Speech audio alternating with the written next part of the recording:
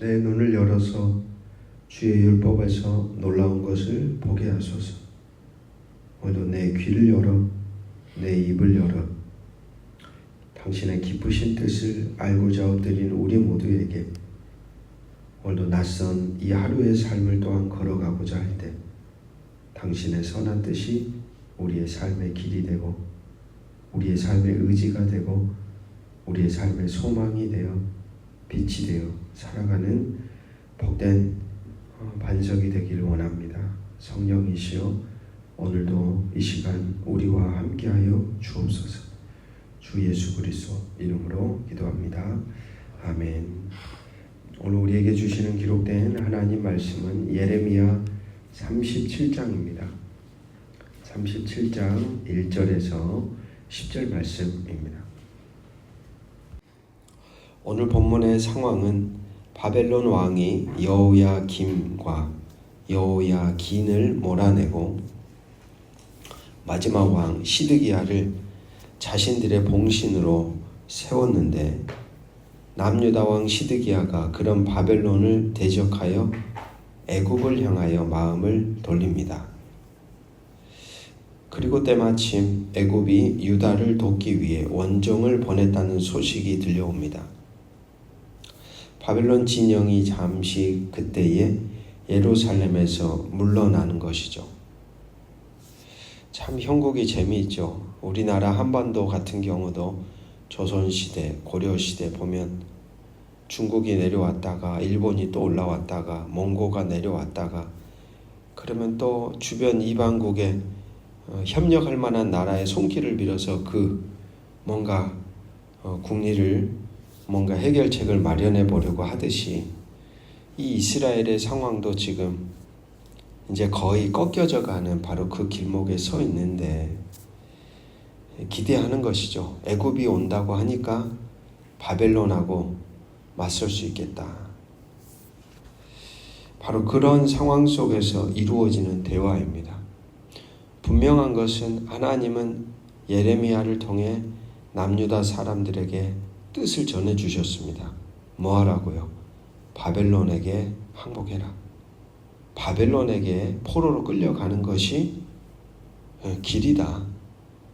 그것을 통하여 내가 너희를 만들어 갈 거다. 이미 답을 주셨음에도 불구하고 이들은 다른 길을 계속 모색하고 있습니다.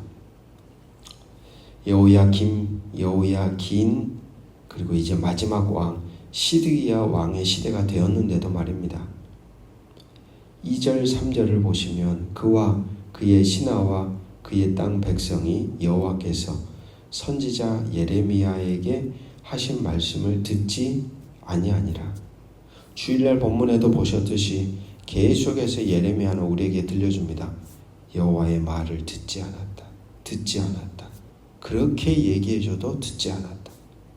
한두 번 해서 실수로 못 들은 게 아니라 끊임없이 말을 해줘도 이 사람들은 들을 마음이 없는 것이죠. 3절 보시면 시드기야 왕이 셀레메아의 아들 여우갈과 마아세야의 아들 제사장 스바냐를 선지자 예레미야에게 보내 청하되 너는 우리를 위하여 우리 하나님 여호와께 기도하라 하였으니 하나님의 말씀을 듣지 않는다는 것은 저들이 전혀 변하지 않았다는 겁니다.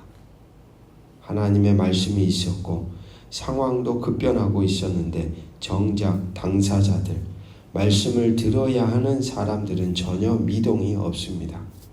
자신들의 뜻은 그대로입니다. 자신들의 기도도 그대로입니다. 자신들이 기대하는 하나님도 그대로입니다. 하나님 말씀을 들으려는 마음은 없고 자신들의 소망과 간구는 하나님께 요구합니다.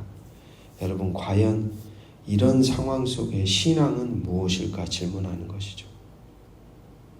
하나님의 말씀을 들으려는 마음이 없고 하나님의 뜻도 없는 이 상황 속에서 자신들이 요구하고자 하는 것만 하나님께 구하는 이런 자리에서 과연 신앙이라는 게 뭘까? 뭔가 잘못됐잖아요. 대상이 존재하지 않고 내 마음과 내 의지, 내 뜻으로만 충만한 상태, 그것은 사실 신앙이 아니라 자기 욕망이 투사되어 만들어진 신앙입니다. 대상이 되는 하나님 말씀이 부재한 것처럼 위험한 신앙은 없습니다. 분명 딴 길로 갑니다. 그런 맥락에서 말씀하시는 하나님이라는 성경의 흔적은 그를 믿는 이들에게 그분의 계시된 말씀이 반드시 필요하다는 선언입니다. 그래서 오늘 우리에게도 66권의 성경을 하나님은 쥐어주신 것이 아니겠습니까? 그 말씀을 통하여 우리가 들을 수 없고 듣지 않는다면 기억해야 합니다.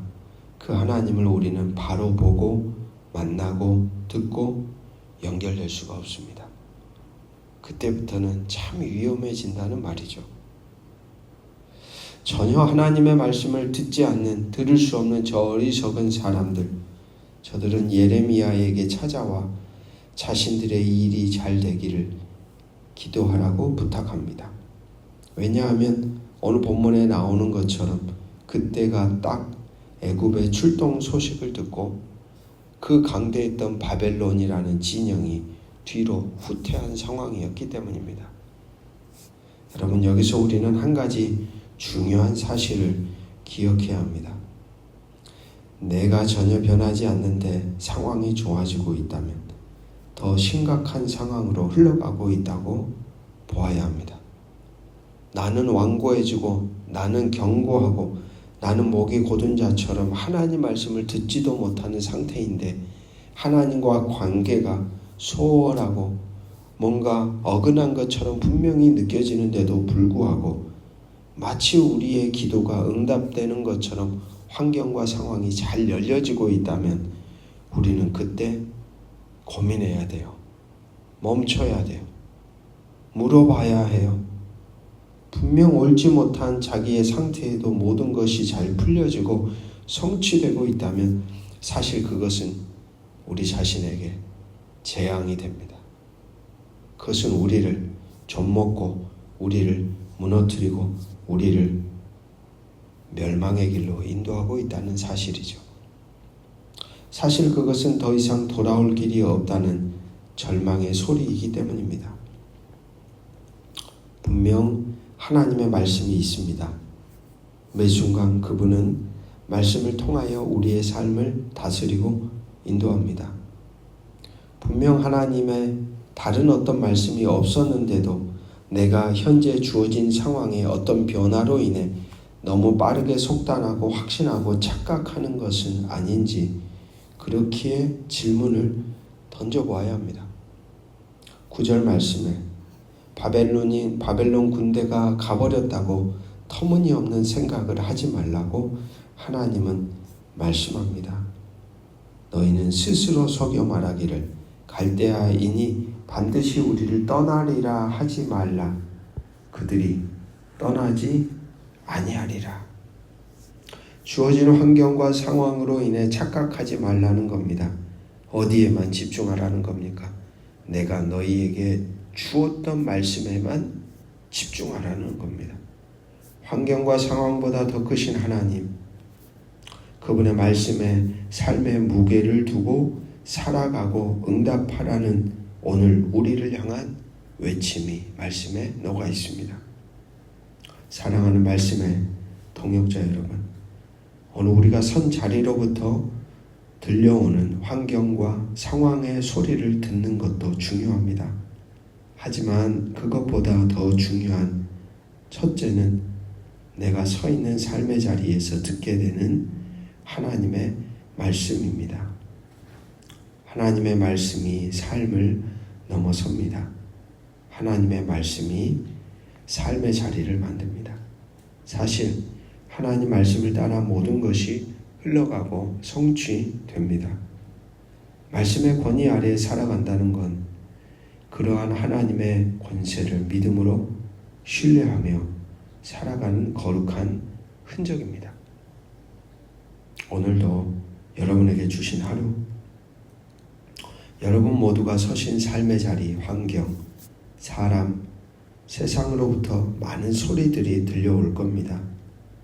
그러나 그러한 소리보다 먼저 오늘 우리에게 들려주시는 세미한 음성, 말씀, 성령의 인도, 또 우리의 존재 안에 두드리시며 깨닫게 하시는 마음, 그것이 여러분의 존재 안에 채워지기를, 그리고 그 말씀으로 채워진 여러분이 환경과 사람과 세상으로부터 들려오는 소리를 바르게 분별하며 해석해 가시기를 주의 이름으로 축복합니다.